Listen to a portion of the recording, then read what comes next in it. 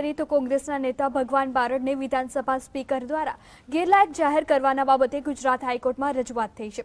ધારાસભ્યને suspend કરવાના બાબતે ભગા બારડ અને સરકારી વકીલ વચ્ચે દલીલ થઈ હતી, જેમાં સ્પીકર પાસે ધારાસભ્યને ગેરલાયક ઠેરવવાની સત્તા ન હોવાનું ભગા બારડના વકીલે દલીલ કરી હતી, જેના જવાબમાં સરકારી વકીલે જવાબ આપતા કહ્યું છે કે જ્યારે ધારાસભ્ય દોષિત થાય છે ત્યારે તેને ગેરલાયક ગણવામાં આવે છે અને જો કોઈ ધારાસભ્યને ગેરલાયક ગણાય છે તો તેની સીટ પણ ખાલી થઈ જાય છે।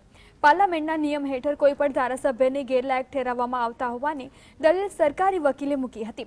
જ્યારે કોઈને નિયમતોડ સમાજ અથવા દેશને નુકસાન થાય તેવા ગંભીર ગુનામાં દોષિત જાહેર થાય ત્યારે પણ ધારાસભ્યને ગેરલાયક માનવામાં આવે છે, તેમ સરકારી વકીલે કહ્યું હતું।